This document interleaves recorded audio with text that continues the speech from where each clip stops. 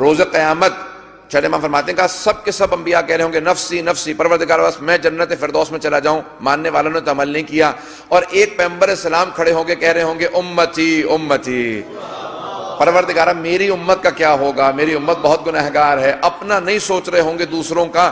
معراج میں جب ختمی مرتبت گئے تو خود اللہ نے سوال کیا، اے میرے حبیب کیا آپ جانتے ہیں میں نے آپ کو کیوں سب سے بلند مقام عطا کیا، سارے انبیاء کا سردار آپ کو کیوں بنایا، سید الانبیاء آپ کو بنایا، امام الانبیاء کا پروردگارہ تو بہتر جانتا ہے۔ عزیزان گرامی، عظمت محمد مصطفیٰ صلی اللہ علیہ وآلہ وسلم یہ ہے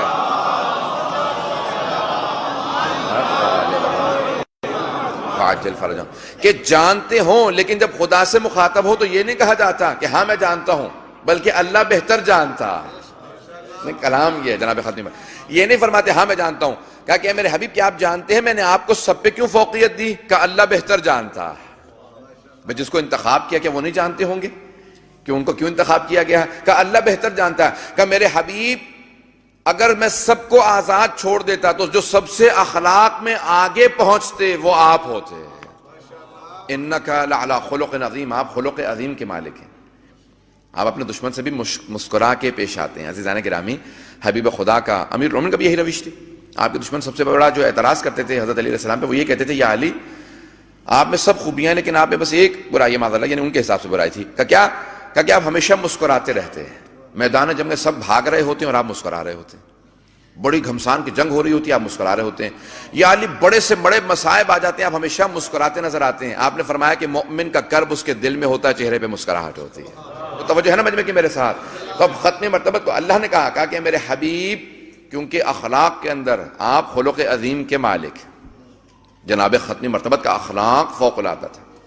آپ کا اخلاق ایسا تھا کہ جو دشمن بھی دیکھتا تھا، مشہور معروف واقعہ سب کے ساتھ کہ ایک مشرکہ ہر روز پیغمبر اسلام پہ اونٹ کی اوجڑی پھینکا کرتی تھی، جہاں سے پیغمبر کا راستہ تھا وہ اپنے بالا خانے پہ چلی جاتی تھی، چھت پہ چلی جاتی تھی اور اونٹ کی اوجڑی پھینکتی تھی۔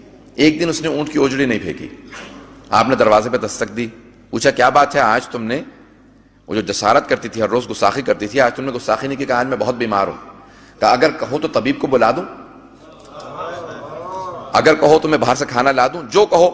کہا کہ یہ آپ تو پہچان نہیں پائے، میں وہ جو اجڑی پھینکا کرتی تھی، پیغمبر نے کہا پہچاننے کے بعد کہہ رہا ہوں وہ تیرا عمل تھا یہ میرا عمل ہے، وہ تیرا کردار تھا یہ میرا کردار ہے۔ عزیزان گرامی، کون کہتا ہے اسلام تلوار سے پھیلا؟ اسلام پیغمبر اسلام کے اہل بیت کے اخلاق سے پھیلا۔ بے ختمی مرتبت کا اخلاق ایسا اخلاق تھا جو اخلاق حبیب خدا کو دیکھتا تھا وہ ان کا گرویدہ ہو جاتا تھا۔ کم ایسا اور کیا دیکھا؟ کبھی بھی ہم نے دیکھا کہ اس سفر میں ہمارے سر کے بال بڑھتے تھے، ناخن بڑھتے تھے، داڑھی کے بال بڑھتے تھے، لیکن ان کے بال نہیں بڑھتے تھے، ناخن نہیں بڑھتے تھے۔ ان کے خالق کو منظور نہیں کہ ان کے بال کاٹ کے گرا دیے جائیں، ناخن کاٹے پھینک دیے جائیں، ناخن وہیں پہ رہتے تھے۔ سارے صحابہ نے بھی یہی لکھا ہے، ناخن کبھی بڑھتے نہیں تھے، بال بڑھتے نہیں تھے۔ ایک مرتبہ صرف پیغمبر اسلام نے سر کے بال کاٹے، حجت الوداع کے موقع پہ، بس ایک حج کیا پوری زندگی میں، حجت الوداع کے موقع پہ سر کے بالوں کو منڈوایا۔ جب بالوں کو کاٹا سارے صحابہ نے تبرکن پیغمبر اسلام کے منہ مبارک کو آپس میں تقسیم کر لیا۔ توجہ ہے نا گرامی؟ تو اب کہاں کہ پیغمبر اسلام جب ہاتھوں میں رکھتے تھے، پیغمبر منہ مبارک کو رکھتے تھے نا، بال کو رکھتے تھے، دعا مانگتے تھے، دعا قبول ہو جاتی تھی۔ اسی لیے ہم آل کا واسطہ دے کے دعا مانگتے ہیں۔ حضرت گرامی، جناب خدیجہ نے پوچھا میسرہ اور کیا دیکھا؟ کبھی بھی ہم نے دیکھا ہے کہ جب راستے میں کنویں آتے تھے، ویل آتے تھے، پانی نہیں ہوتا، اگر پانی نہیں ہوتا تھا یہ لعاب دہن ڈالتے تھے تو پانی بھر جاتا تھا، اور اگر پہلے سے پانی موجود ہوتا، کھارا پانی ہوتا تھا، پینے لائق نہیں ہوتا تھا، پانی جو ہے وہ پینے لائق نہیں ہوتا تھا، ساور واٹر ہوتا تھا یا پانی خراب ہوتا تھا، یہ اپنا لعاب دہن ڈالتے تھے تو پانی میٹھا ہو جاتا تھا۔ اگر ہم میں سے کوئی بیمار ہوتا یہ لعاب دہن لگاتے اسے شفا مل جاتی تھی۔ ارے جس کے لعاب دہن میں یہ اثر ہے اس کے خون میں کیا اثر ہوگا؟ کم میسرہ اور کیا دیکھا؟ کبھی بھی ہم نے یہ دیکھا کہ جب سنگریزے ہاتھوں پہ اٹھاتے ہیں، پتھر، کنکریاں، پیبلز جب ہاتھ پہ رکھتے ہیں تو وہ کنکریاں، سنگریزے ان کے ہاتھوں پہ تسبیح کرنے لگتے ہیں۔ کبھی کہتے ہیں سبحان اللہ، کبھی کہتے ہیں الحمدللہ، کبھی کہتے ہیں لا الہ الا اللہ، کبھی کہتے ہیں اللہ اکبر۔ ارے ہاتھوں پہ سنگریزے آئیں تو تسبیح کرنے لگے، اور وہ جو آغوش میں پلے ہیں، وہ جو علی، فاطمہ، حسن، حسین آغوش رسالت میں پلے ہیں، ان سے متعلق کیا خیال ہے؟ اور بی بی ہم نے یہ دیکھا ہے کہ ان کی پشت پہ ایک مہر ہے، ایک نشان ہے، اگر کپڑا ہٹ جائے تو آسمان سے جا کے نور مل جاتا. بتایا ہے ام المومنین مسلمانوں کی مائیں ہیں نا، ایک ام المومنین کہتی ہیں کہ اگر دن میں سوئی کھو جاتی تھی تو ہم رات کا انتظار کرتے تھے. بھائی رات میں تو زیادہ اندھیرا ہو جاتا ہے، رات میں کیوں انتظار کرتی تھی آپ کے بھی؟ سارا دن میں سوئی نہیں ملی تو اب رات کا انتظار کیوں؟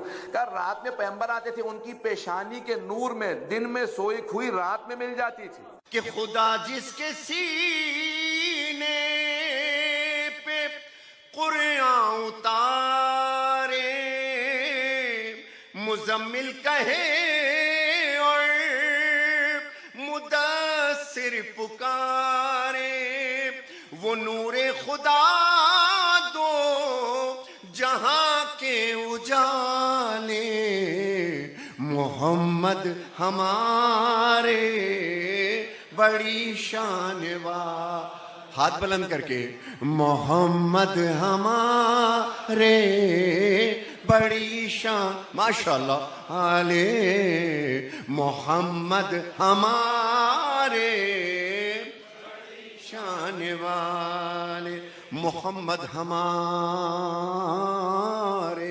بڑی شان.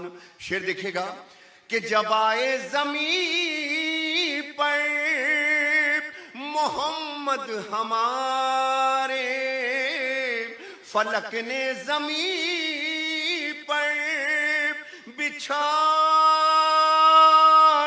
ستارے، تو اٹھے سرزمین عرب سے یہ نعرے، محمد ہمارے، ماشاءاللہ شان والے، ہاتھ بلند، محمد ہمارے.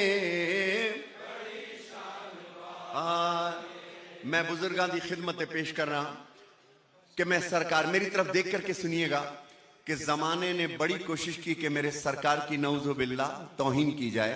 کسی نے کچھ لفظ کہا، کسی نے کچھ لفظ کہا. اب میری طرف دیکھ کر کے یہ شعر سنیے گا. کون ہے میرے سرکار، کون ہے میرے سنکار؟ کہ بدن نور جن کا، بدن نور جن کا ہے، دل نور جن کا،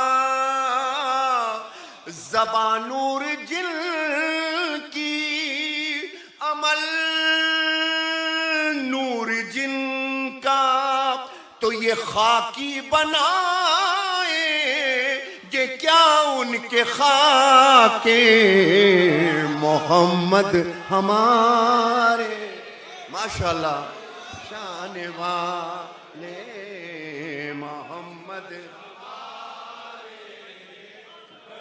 شان والے،